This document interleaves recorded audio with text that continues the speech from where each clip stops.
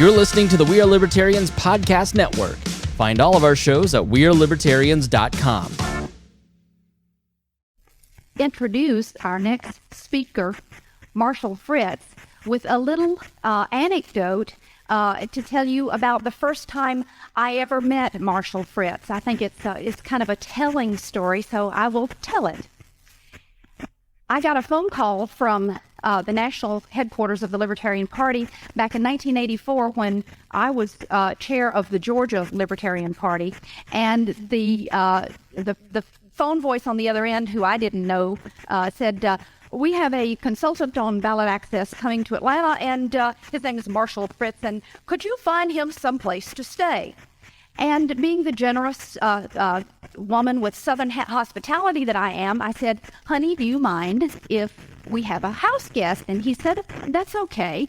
Is he clean? And, but does he have good manners? I said, well, I'm sure he does. He's a consultant for the National Party. So this my husband oftentimes goes along with my enthusiasm, and he did in this case. So showing up on my doorstep is this very large man with this booming voice, and so he finds a place to stay with Ken and I. And as we got to know each other, I realized that this man was a man who had the same vision of where our movement was lacking and where our movement needed to go that I did. I knew that we were not good presenters of this freedom philosophy, and that I needed to get better at presenting these ideas for myself and for my vision of one day living in a land of both personal and economic freedom. So we had a beer and propped our feet up on the front porch of my house and discussed where things were and where things were going in this movement. Watched the fireflies as they flickered out in the night. That's right, it was the first time that Marshall had ever seen fireflies, and they were really thick this July evening. And we suddenly discovered, or gradually discovered, that we were compadres, that we were fellows on the road and with the same mission. And I knew then that Marshall and I would be seeing each other and working with each other. I didn't quite know how that would be, but he is someone that I admire for his tremendous vision, first in founding the Advocates and in creating the job that has allowed me to grow and expand and enjoy and have tremendous fulfillment over these last 5 years. And now he has gone on with his passion for education and really seeing our children have true education, not just empty schooling, and founded the Separation of School and State Alliance. He's doing a wonderful job, and the neat thing is that I'm seeing him correct I'll just say it as it is. I don't have to be politically correct, because correct the mistakes that he made as he formed the Advocates. And the Alliance is flourishing much more quickly, and I'm just delighted to introduce to you my friend and co-visionary, Marshall Fritz. Now,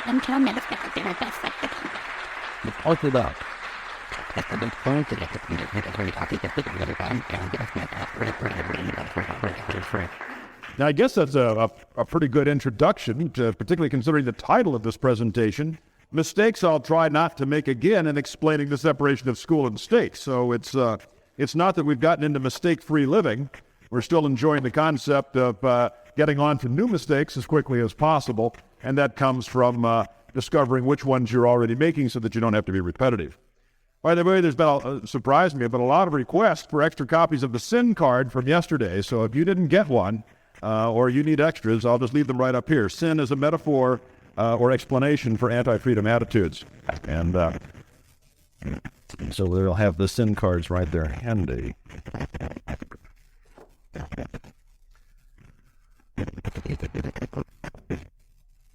Anybody here watch a soccer game or enjoy soccer? Any soccer fans?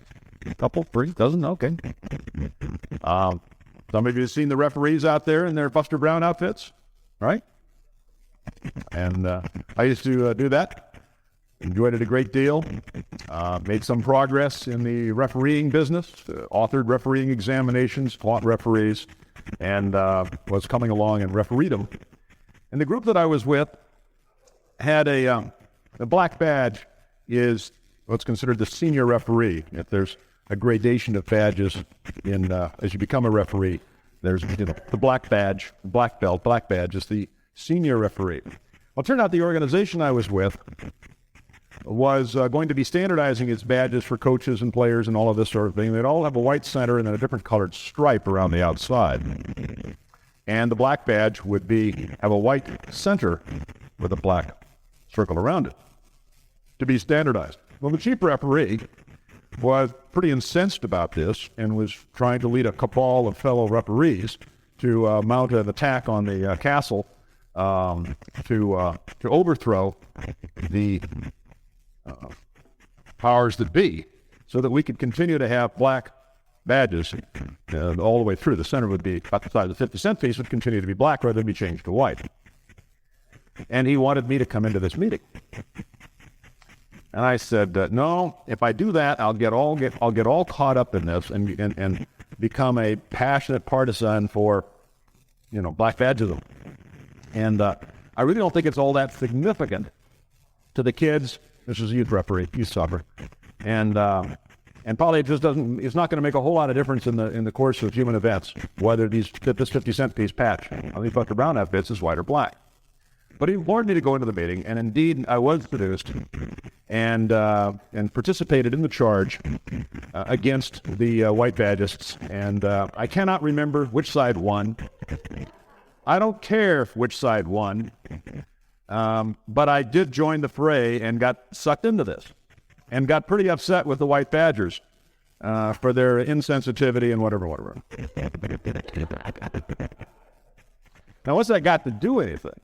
Well, as we try to understand what motivates other people, we frequently ask ourselves the question, is evil the answer to why these people are doing things that are wrong? And today's presentation may sound directly contrary to yesterday's presentation. And I have hopes that it isn't. But I want to speak against evil as an explanation. Not just against evil per se, but against evil as an explanation. And to get into the question of demonizing the enemy, or the opponent. I really even rather use the word opponent rather than enemy. But what got me involved in the separation of school and state, I was coming off the immense partial success of Pioneer Christian Academy. That's a phrase my wife wishes I didn't use. It means it didn't work. But somewhat like Sir Edmund Hillary, and his first attempt on Mount Everest, he did not make it to the peak. But he learned a lot of things, one of which was it's possible. He was on the right track. More equipment, more staff, bigger budget. We'll try it again. Bring some warm booties next time. We're going to do this. And he did. So that was as I shut down Pioneer Christian Academy after a year and a half of operation, the graduation of 3 high school students and whatever. It was clear to all of us that came down that mountain from Pioneer Christian Academy, the teachers, the investors, the parents, the students, and the intense observers that we had and consultants that were involved. It was clear to virtually everyone that we were on the right track at Pioneer Christian Academy. And I say this only to lead into the school wars. As I was preparing a 3-year plan to reopen Pioneer Christian Academy, it would have been the fall of next year. About a year into that, I began to study the school wars because I thought I could learn some things from the observation of the school wars that would have helped me in terms of selling the concepts of Pioneer Christian Academy. So I particularly was looking at outcome-based education versus back to basics. But as you've seen other school wars, and John Fund is here with us, and I want to again compliment him on the the editorial. Whoever wrote it, I don't know that, of course, but whoever wrote the editorial a few weeks ago in the, would have been, I guess, late September, in the Wall Street Journal, titled School Wars, was excellent. But there's so many school wars. There's phonics versus whole language. There's evolution versus creationism. There's invented spelling, do classical spelling.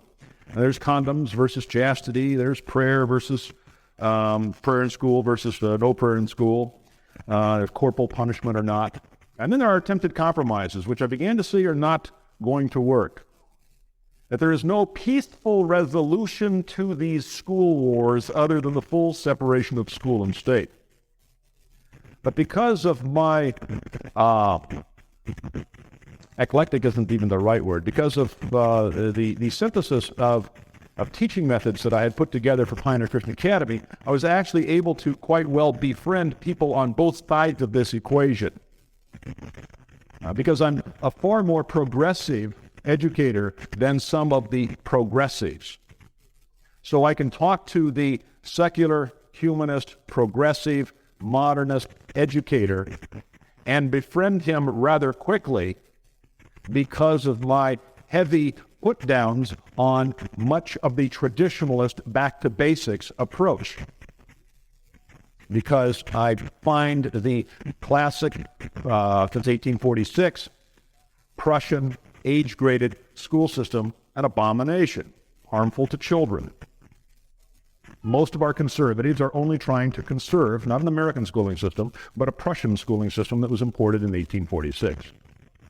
And in fact, even though I'm a ardent and occasionally outspoken Christian, again, I can befriend the people on the left, liberal, secularist educator side by saying, unlike most of my fellow Christian educators, I don't come from the Prussian approach of you will learn times tables on my times table, little boy, or God won't like you and I will make your life miserable. And in fact, I have privately referred to them as curriculum Nazis. This endears me to the secular left who wants to change this, the outcome-based education folks, and they really do open the kimono and share with me as one of their own, an educator, a principal, who is attacking the current system, and they share with me very candidly. Likewise, I can greet my Christian friends, and immediately, and golly, all these great speeches are running together, but which one of us was saying earlier to build bridges and open up with, it was Chris Morin earlier this morning. And Chris's excellent presentation that find something that you agree with some person and work from that beachhead before you get into the areas of disagreement.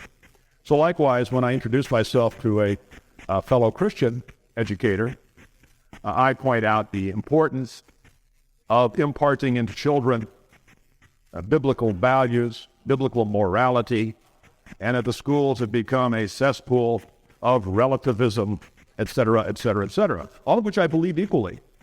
And that person, of course, finds perfectly sensible. And then he opens the kimono and talks to me about the other side. And I can do that on several of these issues because I have a synthesis that goes beyond, in my personal, it goes beyond these people, the partisan views of folk. So just because I may agree with Stalin about how bad Hitler is, doesn't mean I'm much of a Marxist. So what I've found is that there is incredible and extreme and pervasive demonization that is pandemic. How many big words can I get into this sentence, right? And all over the place. In the education business. These people really despise and distrust each other. I won't mention his name because it would be a recognizable name to many of us here. From the traditionalist back-to-basics kind of a crowd, Christian, educator and all, who refers to some of my friends on the other side as vipers and slime. Right? And the multiculturalist tolerance folks on the other side use the same sort of language about the Christian fundamentalist, wacko extreme right fringe. My buddies over there. So I've done a little bit of thinking.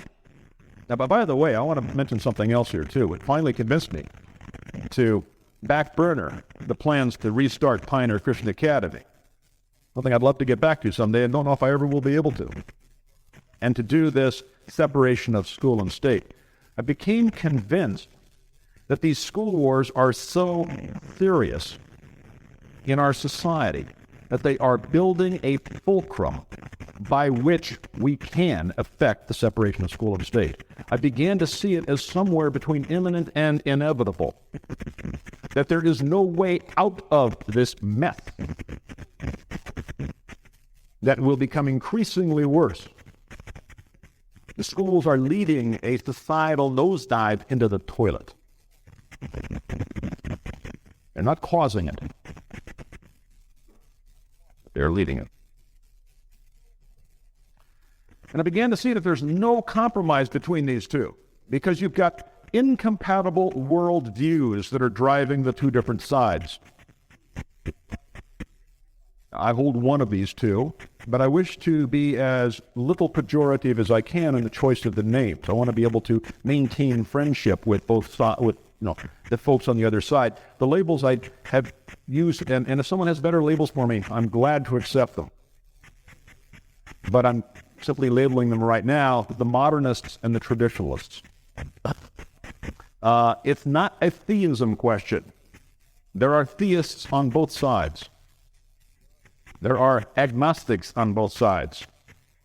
There are atheists on both sides. So it's not that. But if anything, it may be a difference between the compartmentalists and the integrationists. A new concept that, and I wish I could give credit someday. He may listen, or she may listen to this speech and call me up and say, "It was me who emailed you that thing, Marshall." But it was in the early days of email for me 3 months ago. And as a newbie, I was floundering around and people writing back saying, "You sent me that 10 times. Too bad it didn't have a message with it, right?" But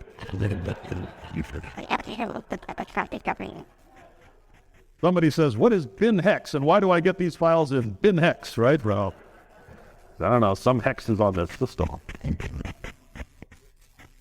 But anyway, this unattributed, but given to somebody else, guy wrote to me and said, or somebody else who posted it over to me, I guess. But anyway, that there's some folks who compartmentalized their morality, and they may go to church on Sunday, but on Monday, when it's up for grabs on what are they going to do in terms of getting this contract, questions like, well, is this the truth? Is this doing the right thing? Is this treating the other person the way we would like to be treated? Is this even loving our enemy, the competitor? Is this loving our enemy? This sort of a thing. And the person will say, "Hey, look, the bottom line is we've got to have the business, this contract, if we're going to stay in business. So, don't give me any of that bleep. Okay? Here's what I want you to do." And a person lives his life completely compartmentalized, and, it's celebrated in The Godfather, where, they go to church for the baptism, they go to church for the wedding, and they go to church for the funeral. Right? And the cardinal is out there, or the bishop is out there, at the wedding. But it's highlighted there, an extreme case of a mafia don who compartmentalizes whatever faith and morals he has at home versus what he does in his business life. Did we just lose a mic? We're okay? Okay. I'm losing my hearing, but usually not quickly. So we have the compartmentalists, folks who say you can check your religion at the door, and we're going to run this school all day long without, they start the day essentially with the unspoken statement, God is insignificant if she even exists. Okay? as the way the typical American of 85,000 public schools, that's the way they start each day for 45 million kids. So God is sort of compartmentalized somewhere else. Then there are the integrationists, people who try to integrate their worldview into every aspect, every corpuscle, every moment of their life. And they feel badly, their Pinocchio gland flares up, their conscience that tugs at them. A little voice inside is saying, is that the right thing to do? Some people describe character is whether you drink milk out of the bottle when nobody's looking or not, right? So there are people who try to integrate their worldview into their daily minute-by-minute acts. Now, here's the funny thing that never struck me before, and struck me as rather important when I read this. This person said there is a deeper bond between a New Age person who is an integrationist and a Lutheran who is an integrationist and an Episcopalian who is an integrationist and a Catholic who is an integrationist. That there's a deeper bond, an affinity, a unity, deeper than there is between two Lutherans, one of whom is a compartmentalist and one of whom is an integrationist, or between two Catholics, two New Agers, two Muslims, two Jews. That there's really and maybe what we're talking about, and I haven't gone far enough yet with this, but maybe we're talking about in the school wars is between the integrationists and the compartmentalists. Maybe that's the polarizing lens that will enable us to see into these murky waters. But to come back from that hopefully worthwhile discussion, I want to come back to the question of demonization and the question of evil. These people don't understand the other side. The phonics people do not understand, really, in my opinion, the whole language people, and the whole language people do not understand the phonics people. And they both live with demonized stereotypes of each other, which have truth to them, just as the shadow as an outline has some truth in reflection of the being itself, but it is not the being, and it certainly isn't the whole truth. When someone disagrees with you, when they've got something, I think our first guess is they are ignorant. They do not know. If this is a communications problem, if I could just explain it to them, right? There's a knowledge problem. If I could get this idea across, like Michael was saying the other day, if we get the four corners of the political spectrum, if we could put all our cards on the table, everybody would become a libertarian because, truth is on our side and everybody wants truth. So our first opinion is that this thing is merely a knowledge. If I could get the word out, blah, blah, blah. So you meet the person from the other side, or you meet them over the telephone, let's say, and you explain the thing, and you write it very clearly, and you explain the thing. And it turns out they still are fighting you like mad on this issue. So you agree to meet. And you're beginning to suspect maybe this person is crazy. They might be insane, loon. I mean, frequently, journalists or a news libertarianism, when they talk to a libertarian over the phone for half an hour, have decided this person is a loon. And then they go out to meet them. Well, turns out they meet a Bumper Hornberger, and this socks match. He doesn't drool in public, right?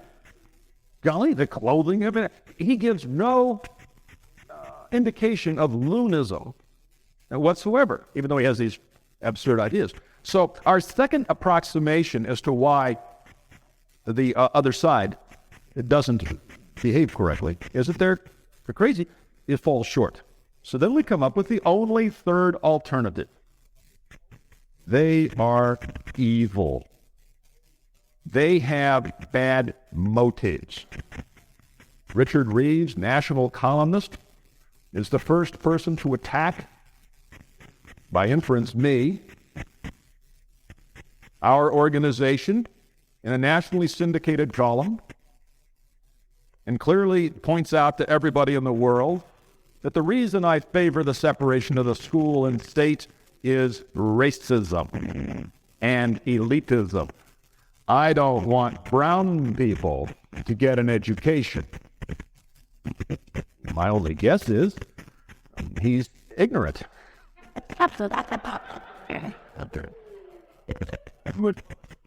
And my guess is that being short of time and on deadline, he took his motive spinner, which all columnists keep on their desk, anyway, and it didn't come up homophobic.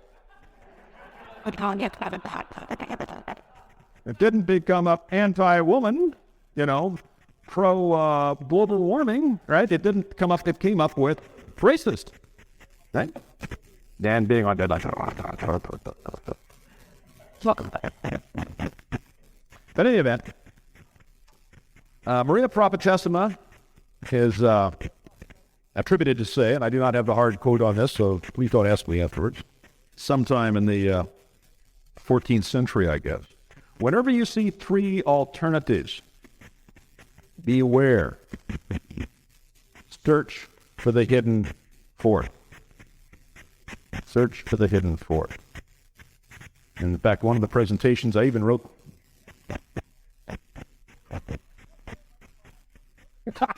That's so much fun. You look and see if the cameraman is paying attention, and if he isn't, you can kind of sneak away, and there's this blank tape, and everybody out there in video land.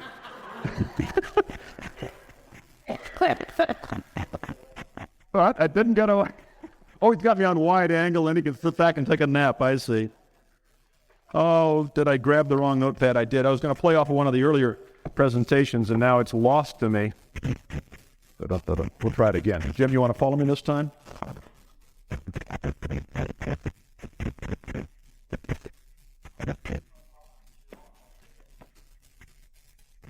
Yeah, I'm on, but I don't have anything to say. Will you pour me a glass of water? Will you pour me a glass of water, or will you bring it up, please? Oh, come on. I was going to say, you always had you on my... There you go. Thanks.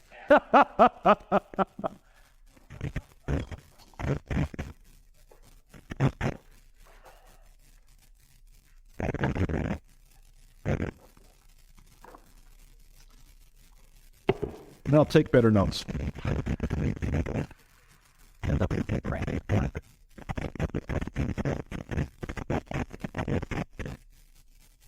Ambivalent. Somebody had a presentation this morning that included the reason the other person, they like your position, they dislike your position, or they're ambivalent about your position, or they're ignorant. But in that case, it was the hidden fourth. Okay? And it was interesting even the way it was presented as A, B, C, or D. Frequently, we get trapped into A, B, C, and the really important one was D. So anyway, what is the missing possibility? The person is not ignorant, not crazy, and we really don't know that they are evil. That these phonics people enjoy being cruel to children by making them learn their phonics, or that these whole language people want to dumb down Americans so that they can't read, or that the outcome-based education people, their real reason is they're trying to get Americans so stupid they can't command high wages and therefore we can compete against the third world. I mean, I've spent hours and hours with Bill Spady. I've watched him give presentations to his people. We've had dinner together. We've talked long into the night. I consider him a personal and friend, and like all of my friends, I do not demand perfection for fear they might reciprocate. So I don't want to be accused of excess Spadyism. But I have no indication in spending probably 20 hours or more with the man, and frequently very, very candid conversations. I have no indication that his real motive is to dumb down the American child so that they don't know anything in outcome-based education. But anyway, that would be what many people in the traditionalist mode who get involved in this come to the opinion. So what is that hidden fourth? And I think there's a word that, in fact, I'll ask this group. Here's three options. The word paradigm shift. We want a show of hands on three things. It's so overused, I'm tired of it. No, not yet. So overused, I'm tired of it. It's a new word that I think is an important concept, and I've never heard of it, okay? Now we're going to ask for a show of hands on those things. Okay, first category, this is so overused I don't even use it myself anymore, okay? About a fourth of the audience, okay? Now, it's a pretty good word. It incorporates a pretty good concept, and I'm using it now, show of hands. And about half the audience. And then paradigm shift, 4 nickels, doing what? Okay? Now, I'm not sure even what a paradigm shift is. Something I've either heard of, and it's on my queasy list, or I haven't even heard of it yet. Show of hands for the brand new 1, 2, 3, 4 people that qualify to be on the new OJ jury trial. Okay, please. He actually wants to define paradigm shift for me, and he'll say, I'm explaining it. You want to refine your position? Sir, we'll take that nuance during the question and answer period. Thank you, when the microphone is available. Okay. By the way, I'm not a newbie on this one, but particularly an oldie either. About the time I was hearing about paradigm shift for the first time, it had already been forbidden to be used at Apple Computer. They were that far ahead in having that word go through the system. So I won't define it, but I think it is an important concept, and I refer you to Thomas Kuhn's Structure of Scientific Revolutions, or Joel Barker's video, The Business of Paradigms. I think it is a worthwhile concept.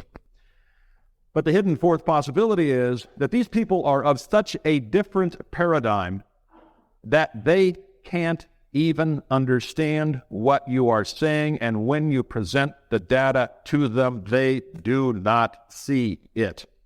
They are not ignorant. They are intelligent people. Bill Spady is an intelligent person. Bill Spady is not crazy. I just have enough. Well, he and I like each other. What more do I need to say? He's not crazy. And to the best I can tell, by the traditional measures, he doesn't seem to be evil in a profound, deliberate, who are those stereotypes in the Batman movies where they're cackling? I don't think that's the case. But his paradigm is such, of state education, etc., that it's just like you're talking to a person in a trance, or you trance them out.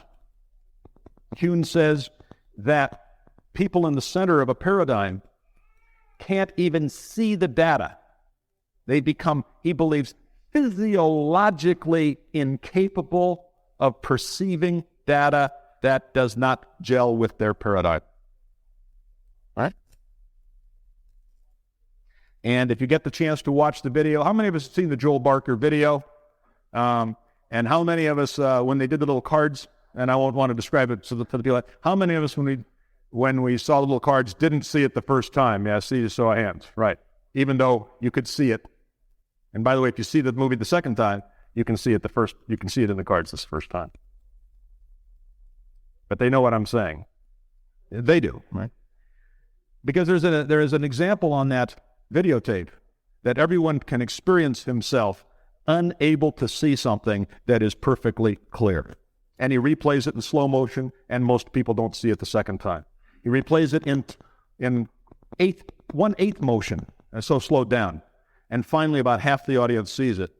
And then he explains it in beyond slow motion, and then everybody can see it. But it's amazing how you don't even see it the first time. So anyway, the point is that data are hidden to people who are of one paradigm. And what I'm proposing is that we get into this demonization process, because we know the person isn't ignorant.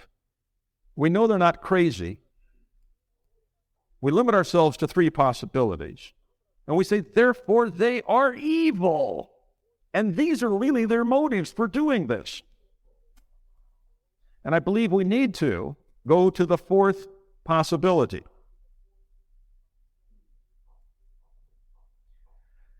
Oh.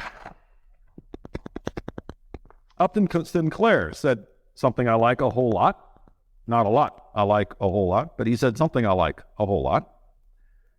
It is very difficult to get a person to understand something when their compensation, their current income, depends upon their not understanding it. It's just real hard. And the mistake I'll try to avoid, I'll try to not make again, in expressing the separation of school and state, is the mistake of demonizing the other side. Many people on my side who like the separation of school and state are frustrated with me because I will not attack the union, the NEA or the AFT. I go so far as when I write a fundraising letter, the place where I'm most likely to get a little bit intemperate, I call up the NEA or the AFT and one of their people that's perhaps assigned to me, I don't know, and I read the entire letter to them out loud when it's at a near final draft. Because if I'm saying something in there that is unkind or malicious or intemperate, certain one of us will notice it.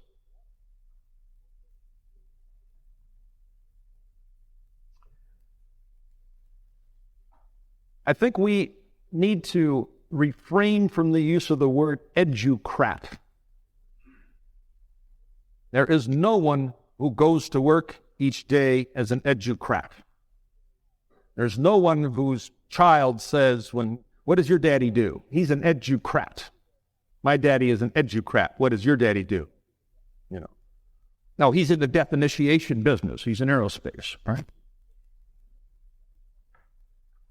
They don't talk about themselves that way. We need to use language that people use about themselves and not to use invective or insult. And there's a reason for that, I believe. While I have heroes in Sam Adams and in Wilberforce and in William Lloyd Garrison and others, I fault them, I believe, some more than others of that group, for their incendiary language. I believe that the separation of America from Britain would not be worth the death of one of my children. I would rather take a little bit longer and do it a la Canada or India than to see one of my children killed by a British musket ball. I believe that we would have had the end of slavery sometime in the next 20 or 30 or 40 years, certainly by the turn of the century, without a war between the states. I believe the intemperate language of the abolitionists, the incendiary language of the abolitionists, sort of blew on the coals of hatred that sometimes are alive in men. I think we would have been far better off as a country if the North had seceded from the South.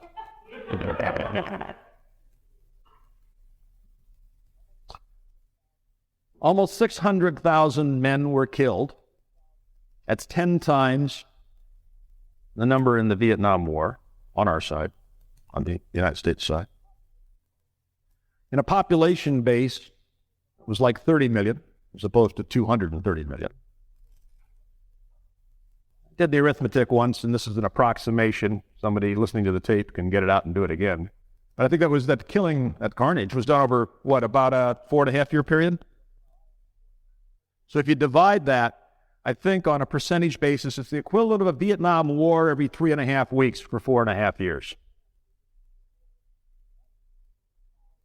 That's 600,000 widows, maybe 500,000, 400,000 widows. That's probably 1 million orphans, lost their father. I suspect that part of the welfare that we're paying today and part of the dysfunctionality in many families that we are paying today, part of it, we're still paying off installments on the war between the states. There was a moment of Saturday morning about 4 or 5 months ago in which, oddly enough, I became a gradualist. Not that I think we need halfway measures that are immoral, but I believe that we need to be prudent in our language and in our attitude. Maybe you start with the language because it's a behavior that you control a little bit, and then it'll back up into the attitude. And to some degree, you change the attitude, and then the language will flow. Okay? You work on them both. But the point I'm getting to is that with the societal changes that John Fund is talking about, and Michael Rothschild, our next speaker, will be talking about, and the other speakers that we've had, with the societal changes that may be coming about in the next few years, I, for one, particularly as a pacifist, they shoot us before they shoot the lawyers.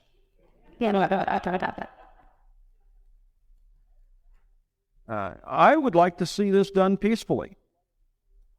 Unlike the Soviet Union, which is jumping out of the fire and missing the potholder, out of the pan and missing the potholder and going into the fire, I would like to see us be unraveling our large socialist institutions on some sort of a prudent basis.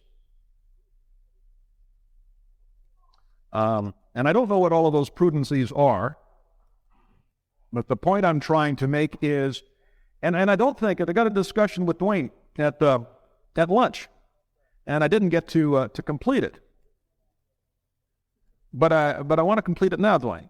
And that is, I don't believe it's the speed at which these changes are made that causes the disruption in society. And I will give as an example the, quote, economic miracle in Germany, starting in what, 1948? How many of you know the story of Ludwig Erhard and the ending of price controls? And what day did he do it on? Do you remember? Sunday. And why was it done on Sunday? The American generals and everybody else was out playing golf. Okay? And Erhard unilaterally announced the end of price controls. Instantly.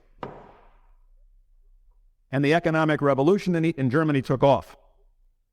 It might have been impeded a little bit with the Marshall Plan, but it basically took off. It was done instantly. We instantly took off the price controls on gasoline, and there was instantly adequate supply, right? Not Conrad, what's Conrad, not Conrad the cartoonist, probably figured, okay, now they're going to bring those ships that are hovering offshore, up with all the oil. But in any event, the point is, I believe that the bang bang shoot, the bloodletting, the violence, comes not from the speed at which a revolution, an ideological revolution, a paradigm shift is made, but it is comes from the intemperate language, the demonizing that the two participants have been going, the many participants, the two sides have been engaged in. And should you ever call an educator an educrat, what you have done is said, let's get down to ad hominem attacks. Let's attack you as a human being. Let me attack your motives. And then that person says, wait a minute, this guy must be ignorant. I'm a nice guy. I want to go talk to him. But you still call him an educrat. Well, he must be crazy. He's not crazy. Then I know he's evil, because he's calling me an educrat. And he is saying that I'm doing this for these various reasons, and I'm not. Ergo, he is crazy. And then he attacks you. as being crazy. Right? You think, he must be ignorant. You go talk to him. You find out he knows you fairly well. Right? Golly, he must be crazy. Turns out he's not crazy. Then he's evil. So I believe that this demonization, intemperate language, the attribution of motives that you really know not. How many of us have ever...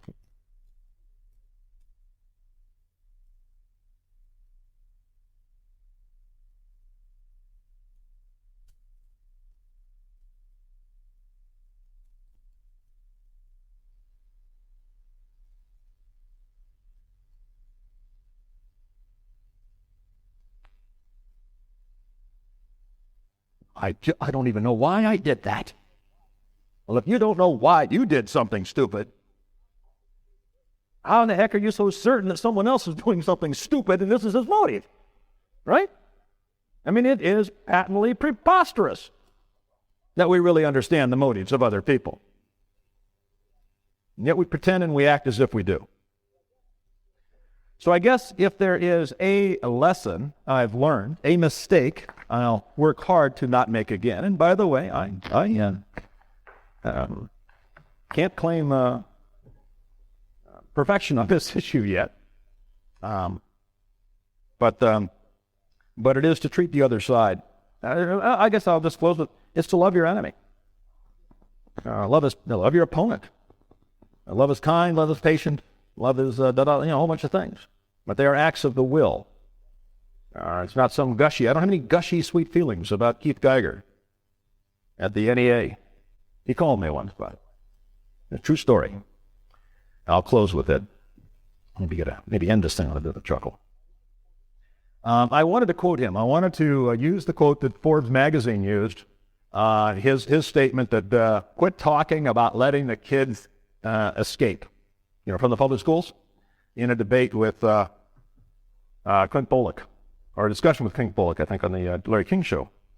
And the Forbes magazine cover story by Peter Brimelow and Leslie, the name, come on. Feed it to me. Pardon? Leslie what? Spencer, thank you. John, fun in the back row. Leslie saved me that time. And their picture of the rotten apple and the worm coming out of the apple and all in their story on the NEA. And the leading quote was by Keith Geiger saying, hey, let's quit talking about letting the kids escape. So I wanted to use that because I had this list of quotes, good guys and bad guys, and he would have followed Mussolini. On every day, every hour of any day, on any hour of any day, I can tell you on which page of which school book every school child in Italy is studying. Okay, by the way, that's Scholes 2000. Just Benito Bush and now Benito Clinton wanting to fascize our central plan, all of education. Anyway, I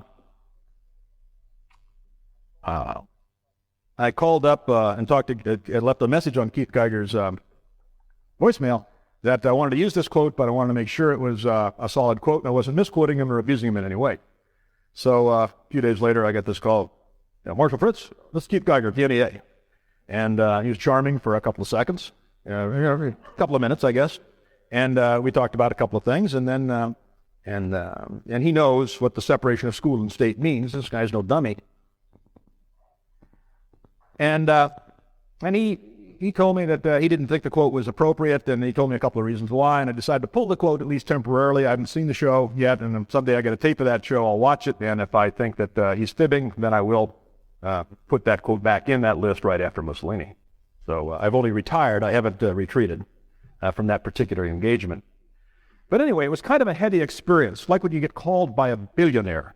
When I've gotten called by a billionaire, I'm telling you, all of a sudden, that brings to me intense focus. Okay? No, I didn't get a contribution, but intense focus. And when I got this call from Keith Geiger, I had intense focus. And after about 4 minutes, 5 minutes, the call was over. And as I reflected on the, not quite euphoric, but the sort of buzz or high I was feeling from having talked to this powerful person, and I wanted to explain it to somebody right away. Being an extrovert, I had to talk about it. And I finally figured out how to explain my feeling. I felt like a bumblebee in a water buffalo's nostril. There was no way I could place the fatal blow, but he knew I was there. Ladies and gentlemen, thank you very much for your kind attention.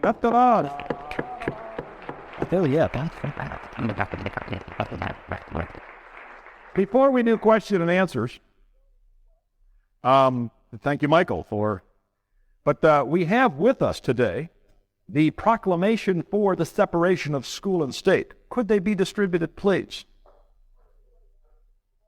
So that everybody has one. If you've already signed it, fine, take one of these two. Now, just in case somebody ever asks a question about it, we'll have it handy right in front of us. Now we'll take questions, Michael. I'm going to use the power of the distribution of the microphone to award myself the first question. First of all, I've just got to be there to defend Mr. Jefferson against what you just said. I am one that believes in the revolution, and that, like Michael pointed out yesterday, these men did risk their lives, their fortunes, and their sacred honor to give us a republic. And actually, it's a beacon. It's the only thing that we can point to and say, look, it worked. It works. And so I will go ahead with that. And with that behind me. Well, with that, I'll respond right now, and then you'll be able to follow it up with a question. Bastiat said, be sure when you're seeing things that you're looking beyond the seen and you're looking at the unseen. And what you're not seeing, sir, is the cure for cancer that Nathan Hale would have found 8 years later. Now back to your question. You're only seeing the seen. You're not seeing the unseen. So your analysis is incomplete. And I know the history of the Founding Fathers, but we will debate that at a different time. Now to my question, which does deal with the separation of school and state. About 3 years ago, I'd never ever met anyone that homeschooled their children. This year, the year following that, I met one person. The year following that, I met 4 people. And last weekend, I had the fortune to go with one of my associates who homeschools his children to Six Flags Great Adventure in New Jersey, where I met thousands of people because it was homeschool day. It seems like this is a route that is taking us to where we want to get to be. And I was wondering, what your feelings about the incredible explosion of homeschooling is. My feelings are those of admiration, pleasure, appreciation, and thankfulness. I feel delighted when my daughter. Well, yes, I did bring a picture of my granddaughter. Thank you for for asking. Here, I'll just hold it up for the camera. Da-da-da-da-da. There we go. You want to zoom in on that? Jim says he forgot to bring the 200-to-1 lens. We'll pass it. No, you don't want to keep it. All right, never mind.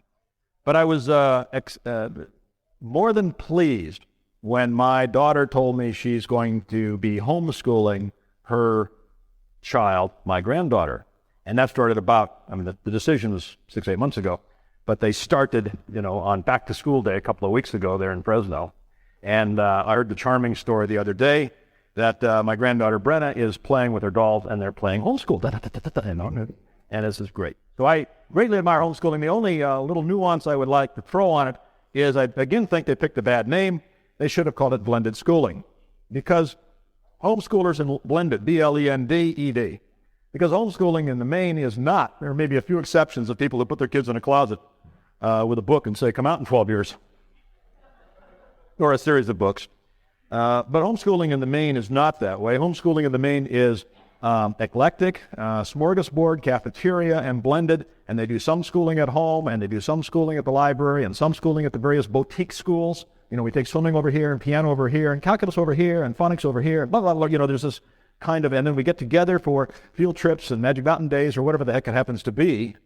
But usually it is a blend of homeschooling and boutique schooling, and now even more and more you start to see campus schools who are enrolling homeschoolers, not just as an umbrella group, but the homeschooler is there for, 4 Fridays of French, or calculus, AP calculus or something like that. But instead of being 42 minutes, 5 days a week, it's handled on the Tuesdays and Thursdays from 9 to, for 2 hours each day, so that it's less of a transportation problem. But you're seeing all kinds of of blurring, and who wants to call it blurred schooling? So, but you're seeing a blurring of the borders. Is that there's immigration and emigration bumper. The borders are becoming unclear between the various kinds of schooling, and I think blended schooling is really a word that we should be promoting more. Helps communicate what it truly is, and I think it's marvelous. Another question, yes, sir. Name and location of behavior. Adam Chatsfield, University of Texas, Austin. I was very impressed by your speech about the importance of not demonizing your opponents. I think that's very important for libertarians. I've been advocating that myself for a while. But something, one element of your argument troubles me, and this is the idea that these people are in kind of incomparable, incommensurable paradigms. Because once you accept that somebody's in this incommensurable paradigm, there's no real way of communicating with them successfully. I think that leads to the notion that we have to deal with them violently, or that some kind of political resolution has to take place, and that communication is really not worthwhile. And I think that the reason for disagreement between people is in fact always ignorance or lack of understanding of the other person. We can never have perfect understanding of another person's position, in fact, and because of that you can never have perfect communication with somebody else. But it seems to me that you can have some communication, some understanding, and you should always attempt to improve your communication, improve your understanding of each other's positions, and that's in fact the way you promote liberty, rather than saying we've got these people who understand us fully, and then there's these other people who are just in this different paradigm, and we just have to come up with some kind of political resolution with those people. I basically agree with what Adam says, but I would like to depart at one place. I believe that the very act of understanding the difference in paradigms, and then the ability to discuss the distinctions in paradigms, does allow for a certain measure of understanding, and also then the recognition on both sides, and the other person is not evil. He just believes God exists and all of this, or he just believes God doesn't exist and all of this, or whatever it happens to be. He just, you heard the quotes from John Fund. 77%, I think, of the people believe that there is such a thing as right and wrong. And 20% of the Americans polled believe that there is no such thing as right and wrong. And they're really situationalists and relativists. Now, rape is okay under certain circumstances. They may not know what those circumstances are. They may not be able to imagine any circumstances, but they have no theoretical basis or no principled basis to be against rape. It's just a convenience or a utilitarian thing. Rapelessness works out better for society than rapefulness, so they prefer it. But that's just a preference on their part. It's not a principled position. But even if you understand that one person is coming from it, by the way, it is very difficult for a relativist to defend their position. Absolutely. Yeah, that's true. Yes and no, he says. Up to a point. And in fact, I got into a conversation. It's kind of bizarre. Once you see these things, that they're sort of easy to spot. Now, I'll give you an idea of a paradigm shift. A first grader, if you ask a first grade person who's on track, on schedule in the Prussian scheme of things, so he has learned addition and even a little subtraction, what is 5 take away 2? He'll say, or she'll say, 3. Then you say, what's 2 take away 5? You ever done that and what do they say? It can't be done. Can't be done. Right? It can't be done. Now, sometime in the second grade, many of them discover that numbers just keep on going. They go negative all the way down, right? And then they can do that. Then there's some of us get into calculus, and about November of the first semester, we discover the square root of -2. And we say, it can't be done, and drop calculus and change our major. I just refuse to get into that calculus paradigm. So, but understanding that there is a difference between the paradigms can allow you to communicate up to a point, even between a relativist and an absolutist. But it does get slippery. And then the college professor I was talking about, and then we'll come to your question, was saying to me, well, he's actually looking for the halfway point between absolutism and relativism. And in the words of Steve Gibbett, I say, it's time for mental floss. Next question is over. He's got the microphone, and then I guess you're directing the questions, not me. I think this is. Okay, you know the next. Steve Schulte, Cincinnati, Ohio. Marshall, I'd like you to share with the folks here our conversation about a month ago. We had a secular humanist speak to a local libertarian group that I lead a couple months ago, and I shared the story with Marshall. I challenged the person. The person was complaining about the religious wars fought in schools.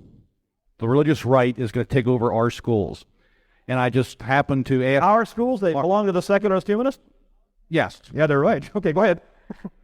And we said, I gave the challenge as I think we have a solution for peace in schools if we take, just as we do have peace in religion by separating church and state, we can have peace in education by taking government out of education. Bueno. Their response, or this person's response, I'd like to have Marshall share his response to me. There's no reason why schools cannot teach reading, writing, and arithmetic and leave values at home. And Marshall had a very good explanation, and I'd like you to share with us. What was it? That there was a... I got several of them. I want to know which one you liked. 2 + 2 = 4 has a value. Okay. Well, what if a child should ever raise his hand and say, but Mrs. McLumphy, why should I learn arithmetic? If a child should ever do such a thing, why should I read Great Expectations?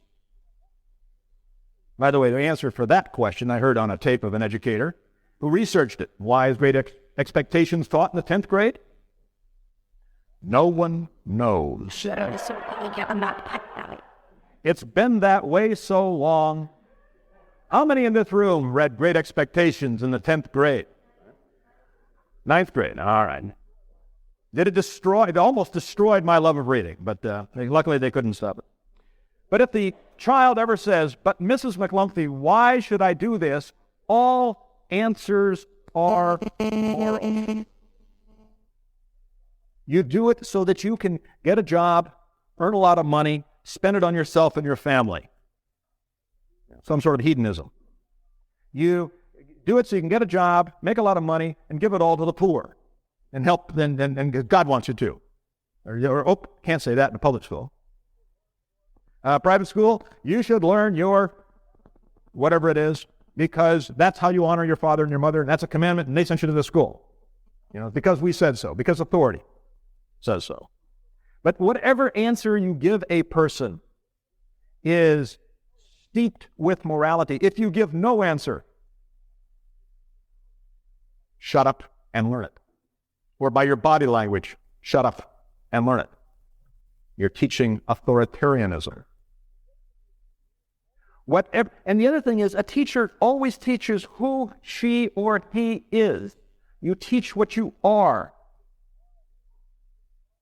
If you are a thief and teach honesty, you teach two things: hypocrisy and dishonesty. There's a guy who built a God-free, a de-godded, you can declaw a cat, you can dehorn a cow, you can de-god a morality program. So he's got a de-godded chastity program. Guy up in Utah. Sold it to lots of public schools. They did all kinds of tests on this thing by interviewing the children. And to see what would happen to sexual activity if you had this chastity program or abstinence program. And what they found is that when the abstinence program was taught by a chaste teacher, or a teacher who at least believed in the program, in chastity, and in whatever word you want to use for it, waiting, that chastity went up by as best they can measure these things. And when it was taught by a teacher who didn't believe in chastity, who thought that children should be sexually active, just be sure they're wearing their galoshes. Right? That chastity went down when compared to the control groups. So if a fornicating teacher, to use the technical and certainly not an invective term or pejorative term, but when an out-of-wedlock coupling teacher teaches children using a de-guided chastity program, the kids get more sexually active. I did hear Philip Schlechte on a tape just last week. He's the great restructuring guru for the state of Kentucky, and he says he has found the answer to the teeny bopper sex, the whole problem of too much teenage sexuality. And that is, we need to get together the people we need to design a sex appreciation course using the talents that we already have available from those who designed art appreciation and music appreciation. But further, while we're on this issue that seems to have everyone woke up now, our nodders offer, it's on, glad you're back with us. I want to also use a sex various ways, one of which is as an example of the incompatibility of the different worldviews and paradigms. Some people want prayer in schools, and they are insistent on that. Other people want condoms in schools. Now, you could propose a synthesis, a compromise. What if we printed prayers on condoms? And we had prayer condoms, and there was a school requirement that the condom be red. Okay? We got a credit for that one. The wisecrack was, you'll meet with condemnation, and we'll always wonder who was that funny person. That was Dave Ferguson from Ohio. We'll meet with condemnation. I'm Mary Rourke. Yes, I'm Mary Ruart from Kentucky, and I would like to join the discussion on the paradigm shift. I think maybe one way we can communicate with people with a different paradigm than we have is to do what you were talking about in the Joel Barker video, which is slow down the process of beliefs by construct our paradigm. And actually, we do that. I missed a word there. Slow down the process of beliefs. Now the process of belief. Right. Let me give you an example that we use all the time in the Libertarian movement. When we talk to people about taxation being theft, we generally are talking to people with an entirely different paradigm that think of taxation as a good thing. So what we do is we slow down the progression of beliefs. We talk about the different steps of what really happens when we tax, and we end up showing people that it actually involves theft at gunpoint.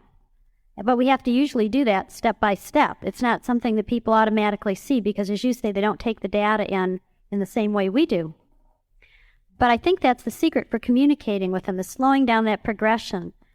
And you've helped me immensely already. Keep talking. Thank you. I mean, just right now, this is good stuff. Yeah, so when we slow down that progression, I believe what happens is that we can come to a common ground. It's my personal belief that because of all of our human nature, that there are certain things we gravitate towards. And I think freedom is one of them, if not the most important.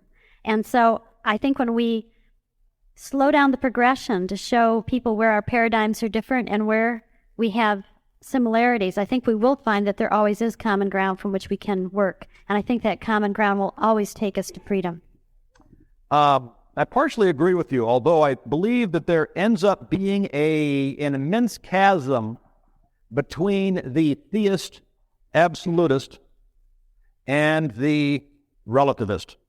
And I believe that at best, both sides can understand the other, and they can talk across the chasm, but they can't really hold hands. She's dying to do a follow-up there. And I need a question for Michael. How much time do we have left? Well, I'm glad to answer both of your questions regarding both the follow-up and how much additional time by requesting that you all applaud Marshall Fritz for a super presentation. Did you ask him to give me one more minute? Ladies and gentlemen, we are going to take about a 10 or a 12-minute break. We're going to come back in, and Michael Rothschild is going to speak.